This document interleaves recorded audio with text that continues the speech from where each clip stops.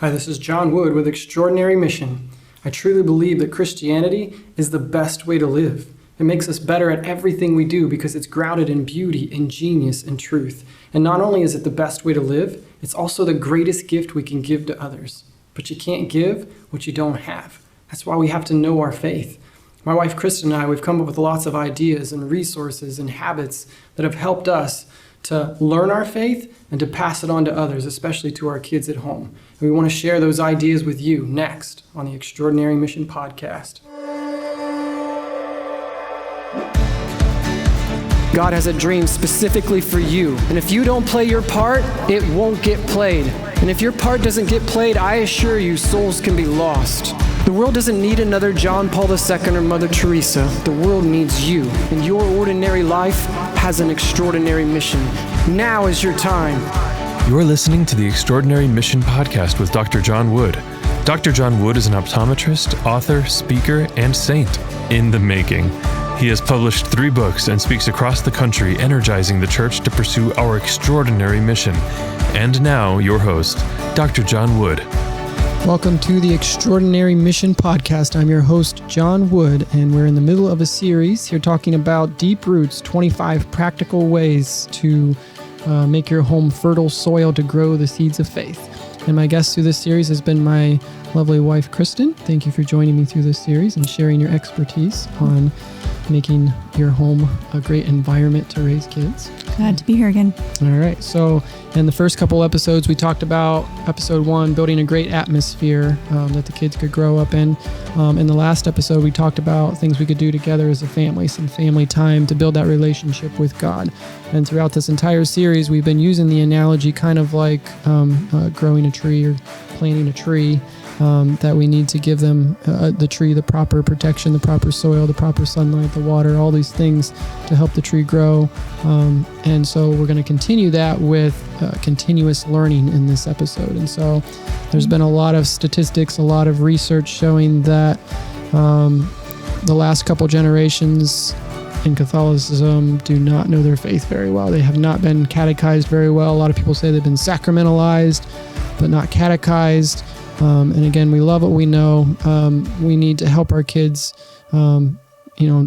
know what it is that they believe, especially when they go out in the world and they're supposed to be the light of Christ. They're supposed to share their faith with other people. You can't give something you don't have. And so in this episode, we want to give some practical ideas that have helped us. There's obviously things that we wish we would have done better looking backwards, but that's part of being a parent. We make mistakes. We learn from our mistakes.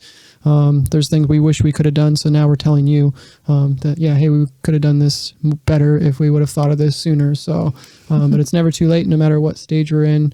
We're going to keep going through on our list of 25 practical ideas. We're at number 14. So we're right smack here in the middle of our series. And so number 14 on our list is reading good stories and watching good movies. This is kind of related to Catholic art, Catholic music, Christian, finding God in the secular world. Sometimes we can find God in all of creation. So figure out what we know and love, figure out what your kids know and love, whether it's sports, music, art, these kind of things, and then use those things to teach the Catholic faith. And we've discovered that stories is a really, really, really powerful way. And this isn't just a Christian thing. From a secular perspective, we've seen a lot of great research showing that if you read out loud to your kids, not only will their language grow quicker, their worldview, they'll have more compassion, they'll be able to understand virtue. If you read them good stories, it can really make a huge impact on the life of their child as they grow up. So talk a little bit about the influence of this read aloud time that we've really maybe didn't do as well when our kids were really younger, but in the last couple years, it's been something that our kids crave and something that has been beneficial for us as well to learn virtue through stories. Right. So a lot of times you think of reading stories out loud to younger kids, preschool kids, you read the little board books and whatever. They don't have a big attention span. But then as kids sort of learn to read on their own, you sort of stop reading out loud to them. But we're kind of suggesting the opposite. As your kids reach that age where they can understand, bigger books, things with deeper meaning behind them, that it's really important to continue to read out loud to your kids, and to read those great stories. And our kids, I mean, even if like our son, he's not a big reader, but he loves being read to. You know, he loves listening to the stories. And it's so powerful. It's like you're sharing that experience together. You're not leaving your living room or leaving your room where you're reading together, but you're exploring the world. You're experiencing the story together as a family. So it's really powerful. We'll be somewhere and something will remind us of one of the stories that we've read. And it's like you share that inside joke with everyone in your family because you've read that story together, and you the kids will talk about things, Yeah. And so, I always tell my audiences that one of the best evangelists of the last century was J.R.R. Tolkien, and our kids are just infatuated with Tolkien, which is so great as a parent because his stories are just absolutely soaked in Catholicism. And there's series and books that you can find that actually teach you how to teach, how these hobbits can teach us the meaning of life, the journey of life, the living the virtue, the going out and facing the dragons of the world, becoming who we were created to be. These stories are about you. They're about me. We're in the stories. And so as these kids read the stories, they're discovering so many great life lessons, and we can use those things that they love and they ask for every night to teach them the faith. And so it's really kind of interesting how this is something we want them to have. And it's almost like, I don't want to say we tricked them, but they're asking us, and it's kind of like, I don't know, not tonight. If you're good, we'll give you a story, and it's just like a double benefit. And so Sarah McKenzie, we kind of discovered a book she wrote called The Read Aloud Revival. Mm-hmm. And so talk a little bit about that. We got to meet Sarah McKenzie, but she in her book tells you why reading out loud is so important. And she also does a great job of giving you ideas of books to read no matter what age your kid is. Yeah, her website has great recommendations. She has different lists for different ages. Just a great resource for why reading out loud is important. She's compiled a lot of research about the effects of reading out loud to your kids. And also just, recommendations for different series. I know the obvious ones, you can read Lord of the Rings and Hobbit, J.R.R. Tolkien. C.S. Lewis and his Chronicles of Narnia is really a classic. We've read all of the Little House series with our kids. And one of the more recent ones that we've just discovered is Andrew Peterson. Yeah. He has the Wing Feather Saga, and the kids really enjoyed that one. Well, I did too. Like a friend of mine recommended this to me. The first book in the series is called On the Edge of the Dark Sea of Darkness. And Andrew Peterson is someone we spoke about in an earlier episode of his music. He's a musician. His music is powerful, but you can tell he's really good in his lyrics. You can tell he's a great storyteller, and he just decided to write this story series. And I'm not an avid reader like you are. Like you can read a book in a day. Like I can't pay attention. But this book series kept me on the edge of my seat. It kept me enthralled. It kept me inspired. And by the time we got to the end of the last book, like I just felt like I learned so much about life, like about my faith, about the inspiration, that I was so glad that these kids heard this story. I was so glad I heard this story. And not only are they books, like maybe if you're not, like reading out loud, we've also discovered like these are actually audio CDs. And so there's new things out like Audible where, you can listen to these stories in the car. You can, listen out loud to these, these really professional actors that do the character voices better than I can do. But there's different ways to read the stories and listen to the stories. But we're just suggesting that you do this together as a family out loud. Obviously our girls are, avid readers and they read all the time. You read all the time.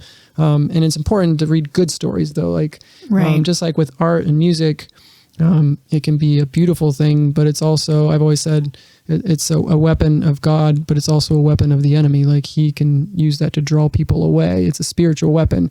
And so, one of the things that you've done is, since you're so good at reading, you actually read something and then give it to the girls. So do you think that's effective as far as being careful about what we expose our kids to? I think we have to be careful. Like you said, as our little trees are growing, you have to really protect them. You have to keep them safe from toxins, things in the outside world. it's hard to keep up with them because they read so much. So it's great to have recommendations like Sarah Mackenzie, where you can go to a list and you can know, trusted resource. You can kind of know that things she recommends are going to be pretty safe. And she gives you cautions if there are some things in a book that maybe you don't want your kids reading yet. Because it's really, it's kind of like your personal opinion. You know what your child might be ready for. And what maybe they're not ready for yet. So same thing with movies too. And so obviously the Lord of the Rings and the Hobbit have been made into really awesome movies for adults. And our kids want to watch them all the time, but we have to be careful about, just are they ready to watch certain scenes? And so you, again, in your genius, went through those movies, and you have like a little cheat sheet, and we know where to skip and where, so they can actually see the exciting parts of the story and still get the story without watching the gory battle scenes if they're not ready for those kind of things yet. So there's different ways you can watch those movies. So books and movies, we can't recommend enough. Finding in Chesterton had a great quote. To decide the difference between a good story and a bad story. He said, good stories teach you something about the hero. Bad stories teach you something about the author. And so we do need to be careful because people they do have agendas, and sometimes there are bad movies and bad media out there. So we'll talk about that in a little bit with the toxins. But first I want to kind of go into number 15 on our list, which is to make your car your classroom. So there's not too many environments where you're kind of stuck together. You can't get out. And a lot of times, kids have headphones on. They're listening to their thing in the front and somebody else is listening to something in the back. And so we want to challenge you a little bit to get rid of the headphones and make this an opportunity on a road trip. We listened to the entire Wing Feather saga on our vacation last year. You can read, you can do the stories on audio, or there's also what they call radio theaters. Augustine Institute has these amazing productions. One's on St. Francis, St. Cecilia, St. Patrick. There's a new one coming out on Robin Hood, which we haven't heard yet, but these are world-class actors, and it's like watching a movie in your mind because they're so good. They're produced so well, and these are things you can do in the car. Lighthouse Catholic Media. Mm-hmm. So, how is that? Talk a little bit about that as far as driving in the car and being together as a family, and how we can catechize our kids in the car. Right. So I think, for younger ages too, we've listened to Cat Chat and and Glory Stories, the Holy Heroes. So there's so many resources out there, things that are well done, that are teaching the kids stories about the saints, stories about our faith, just ways to really get them excited. Kids love stories. It's so much more fun than a textbook or being told, like, just some things are so dry, like, okay, this is this, and this is why you have to believe this. So the stories, the kids get excited about them. And we had a road trip to Colorado. We're in the car for 23 hours there and 23 hours back. So what better way than to... And it's funny because if we weren't listening to an audible story, they were fighting. It's I was like, turn it back on quickly. And it was only 5 minutes. We're just trying to get some gas here. So the stories keep them focused. It keeps them engaged. It keeps them listening. And they really seem to enjoy it. And in my own life, I'll say, I drive a ton as my vocation as an eye doctor, and Lighthouse Catholic Media and the Augustine Institute, and all the CDs that they've produced on, catechesis. You can't give what you don't have. And so I'm not a theologian. I'm an eye doctor. I need somebody to explain the faith in a language I can understand. And they're producing so many great resources, just talks and things that are engaging. They're inspiring, and they're, things that I can understand so that I can pass that on to my kids. There's Catholic radio that has just exploded in its popularity all over the country. There's Catholic radio stations where, and it is a challenge, but just to utilize the time that you're in your car to learn the faith, or to say, we also talk, we'll talk a little bit later about the rosary, but that's another time we like to pray together as a family. But to make that car a sacred environment, when you're together as a family, try to make that a time to grow together in your faith. So number 15 is make your car a classroom. And then also we want to make our home a classroom too. And so it gets to be difficult when the kids are in 1,000 different things, and we got baseball practice, we got piano practice, we got all these things. But one of the things we just started here recently, which I wish we would have done sooner, is what we call Saints in the Making at 7. So tell them a little bit about this. Yeah. So a lot of times, especially like fall and winter in Ohio, it gets dark out early, and you get done with supper and, you're kind of getting around for bed, but you kind of have a little bit of time there in the evening where there's not a lot going on. So you've started, Saints in the Making at 7, where we all get dinner cleaned up real fast, and then we'll watch something on Formed, or you've gotten some different books that we've tried out, and just, even some Catholic board games or trivia games, just something fun as a family, kind of like you've probably heard of a lot of families, I think, do like a family game night. So sort of similar idea, but focusing on the faith, ways to have family time, but also be learning something about our faith. And again, with the Augustine Institute creating what they call formed.org, that they're, you can go to that website if your parish has it, or you can even get individual memberships, but just endless amounts of movies, of programs, of talks, of CDs, of different episodes and series that, you can pick an episode, you can, just setting aside that time instead of watching television, instead of doing something else, where your kids know, like, hey, it's Saints in the Making at 7 time. I think that's been powerful for us, just to kind of help us as parents hold ourselves accountable that, hey, we need to be teaching the faith. So, I need to come up with something for tonight. And we try to get every aspect of the faith. In my book, The Light Entrusted to You, I divided the faith up into 6 categories that make up the acronym of the word saints. And so we want to find resources of saving grace, virtue and athletics, resources about the Bible, growing in our relationship with Christ, theology of the body. Ruo Woods came out with a brand new program, K through 12, to teach that beautiful teaching on the theology of the body. They teach you different books to read and resources. So that's another thing we've been trying to utilize in our Saints in the Making at 7 time. But just setting that time aside, holding yourself accountable. You're the parents. You're the primary educators. You have to be the one to teach them the faith. You don't have to do it by yourself. We have the resources there, but you have to make the commitment to do that. And the kids get in the habit of doing it, and they like it, and they ask for it, and it's better than doing the dishes. So they want that time. So Saints in the Making at 7, it's been really good for us here recently, and we want to hopefully continue that and challenge you to do that as well. So number 17 is to have a Catholic calendar. So in previous episodes, we kind of talked about this and understanding the liturgical season, but most parishes actually at the beginning of the year will hand out a calendar. Like a lot of times funeral homes will donate these, and so the calendar has, what season you're in. It has the feast days of all the saints. It has the color of the vestments that the priest is going to wear at Mass today. It has just a lot of information, the daily readings maybe. It's really important for the kids to understand the liturgical seasons. And so we put this calendar up right next to our prayer table. So talk about the Catholic liturgical season and having some way where your kids can kind of follow along through the season and understanding the feast days and all the things that we celebrate in Catholicism. Right. There's so many. So I think just having the calendar there where it's accessible to the kids, they're looking ahead, they're looking at the dates, they're seeing like, oh, this is, St. Therese's feast day is coming up, or, we just passed St. Joan of Arc's feast day, which is a favorite of our oldest daughter. So, when you see those feast days on the calendar, you can know to maybe do something a little special to celebrate them, or just to say a special prayer for intercession.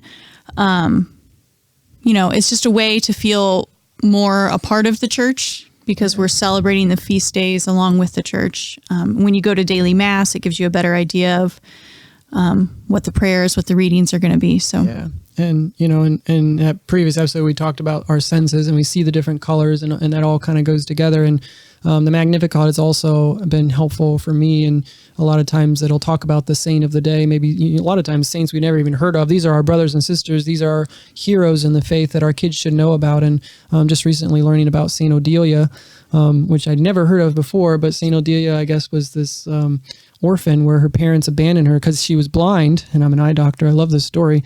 she's blind, and these nuns adopt her, and they rub chrism, and I love chrism, and they rub chrism on her eyes, and she gets her sight back. And it's just a beautiful story. Like, how come I've never heard this? And so, like, when you find a resource that can help you follow along in the Catholic calendar and learn about these saints, it comes alive. It makes it real for your kids. And so have a Catholic calendar somewhere where your kids can kind of follow along with the feast days and the liturgical seasons. So that's number 17.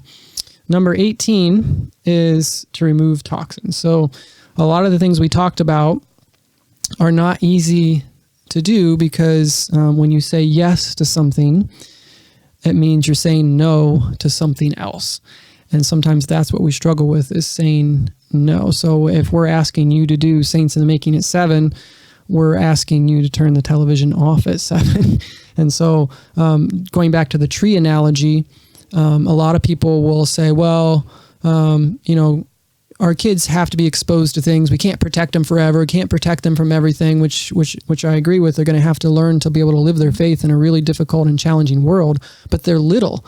Like the tree, you don't say, well, the tree's going to have to learn to take a storm now and then, so let's just throw it out there in the middle of the field, or, you have to nurse it. You have to let it to grow, to give it a chance, to give it that innocence of the childhood. And so this is a really, really important one, a really challenging one that maybe we don't even realize it when we've been exposed to so many toxins per se, on television, in the movies, and the music, on the radio. So talk about that a little bit. How do you rid your home from things that are going to push your child away from the faith? Because if it's not helping them become a saint, at the very best, it's wasting their time. At the worst, it can actually push them away. And there's a lot of things vying for those kids' times. And so how do we get rid of those toxins out of our home?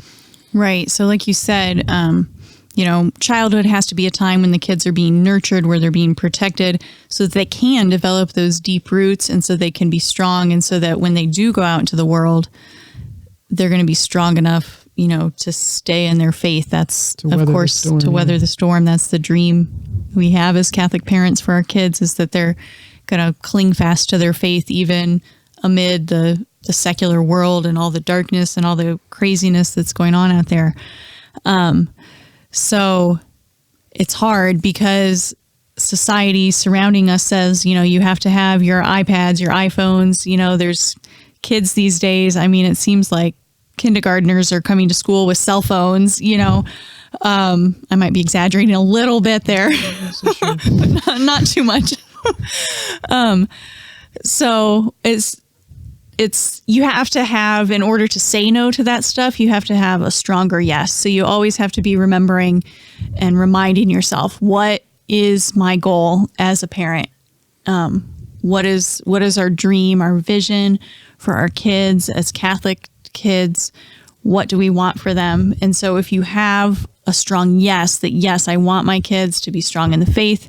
I want them, to know what's the most important thing, that God is the most important thing in their life. Even if it's countercultural, which it's going to be. Yeah. And even if you're getting a lot of pressure from outside sources to have those things in your life, you're going to be more able to say no, even if it's not easy.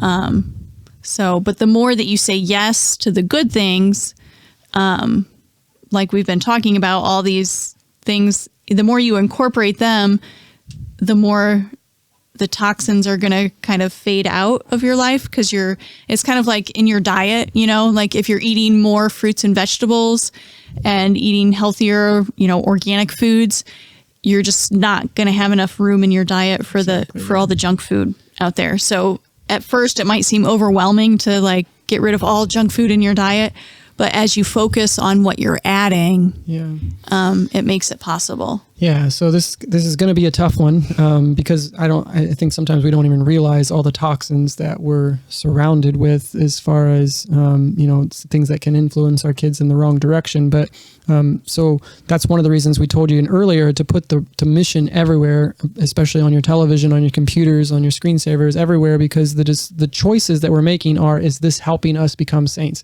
Is this helping my child become a saint, the best version of their self? If it's not, then we need to get it out. It doesn't belong in their life. And that's up to the parents. That's up to us to do that. And I remember a conversation with some dads, and they were just kind of complaining because their kids were always on their phone. They're always on this and this and this. And I was kind of like, wow. And our kids were pretty little at the time. And I was like, I don't think I'm even going to give my kid a smartphone until they're a little bit older or whatever. And they're like, yeah, good luck with that. And I'm like, wait, aren't I the dad? Like, don't I get to make this decision? And so sometimes you have to make an unpopular decision. Sometimes it's going to be hard, but that's our role as parents, is to really, if we really love our kids. And I was just listening to a talk by Father Mike Schmitz, who I love. And he works with college kids, and he was talking about media, and he was talking about all the different things that they're exposed to. And he said, we live in a culture that's supply and demand. Not only are we hurting ourselves, we think it doesn't bother me. I know it's true. It's funny. It's just, it's just entertaining. But what we put our money into, that influences the culture, and sometimes we have to take a stand on that with our families, with our kids. And so that's another way to evangelize, is actually to get rid of those things and choose what's best for our kids. So this is an important one, is to get rid of the things that are kind of getting in the way of helping our kids to become saints. So we want to remove the toxins. That's number 18 on our list. So number 19 is daily scriptures. So as you just said, if we can get rid of things that don't belong in our life, we have more time for things that are good, that are inspiring us. And so if we want to get to know God and we want to get to know Jesus Christ, then we have to read the scriptures. As St. Jerome said, ignorance of scriptures is ignorance of Christ. And so talk about some ways that we can soak our kids in the scriptures, help them to know the story, help them to read the Bible daily. Yeah. So, I think a great starting place is just following the church's, daily readings. Yeah. So, like you said, we have a subscription to the Magnificat. You can get subscriptions to like Magnificat Kids, or something like that, where you can read the daily readings, and it has little reflections that are age appropriate. You can do like morning prayer, evening prayer, things like that. Just if you're living the liturgical season, the stories are going to come alive for the kids. They're going to understand the parts of the scripture. I know the Great Adventure Timeline Bible study was huge for our family. And they have kids' resources like coloring pages, and I think they have a coloring book and a card games that you can play to learn the Bible. There's the great, is it called the Action Bible? The Action Bible. And if our son especially likes that, which kind of like uses like a comic book style to learn the story. VeggieTales. VeggieTales was great when even when the kids were young and we would do like a Jesse tree. I remember our priest being like, "How do your kids know all these Bible characters in the Jesse tree?" And I was like, "Well, because we watch VeggieTales." Yeah. And it's funny, and it's entertaining, and it tells them to learn the story. So I think there's some wisdom in actually reading the readings for Mass before Mass, right? So that they know what's going on. And again, it's like watching a movie. You have to know the story. If you show up in the middle of the movie you've never seen before, you're gonna be bored. And our kids need to know the greatest story ever told, and that it is the greatest story ever told. So if you go to my website, extraordinarymission.com, you can see my remake of Billy Joel's We Didn't Start the Fire, where I tell you the entire story of salvation history in 3 minutes, just finding creative ways for kids to learn and fall in love with this great story. Greg and Stephanie Schlueter have an awesome ministry as well, and they have these Live It Gathering guides, and each week they have these episodes before Mass you can watch. Their kids are just amazingly talented, and so we like watching those too to help us prepare for Mass and discuss the readings a little bit as well. So those are different ways that we can soak in the scriptures each day, because we need to do that if we want to actually know the God of the universe. Yeah, so Holy Heroes has another good resource, especially for the younger kids, where they're going over the next Sunday's readings. But yeah, it's great to be able to read the scriptures together, talk about them, discuss them, so that when you get to Mass, your kids are excited. They know what it's going to be about. So, all right. So hopefully that gives you some ideas to catechize. Obviously, we're just giving you basic topics today in this episode, but if you go to saintsinthemaking.com, it's the website for my book, The Light Entrusted to You. you will see on that website where I divided the faith up into those 6 categories. And in each category, I'll share with you adult resources, teenager resources, and little kid resources that have helped us in our journey to learn and fall in love with our faith and pass it on to our kids. Because when we get them baptized, the church reminded us it's your job, it's your duty, it's your obligation to teach them the faith, to protect them from the enemy, to tell them the story, and we have to step it up a notch and make sure our next generation knows their faith, so they can be light to the world. They can share that faith with other people. And so, in our final episode, we're going to talk about sacramental grace, because without God's grace, we really don't have the ability to do any of this stuff. And so there's so many aids God gives us if we're open to His grace. And so until next time, we want to challenge you, we want to inspire you to become the saints you were created to be. Just simply try your best and trust in God's grace to do all the rest. The Extraordinary Mission podcast was brought to you by the Deep Roots Club, a group of people investing their time, talent, and treasures into helping today's families build deep roots of faith that can weather any storm.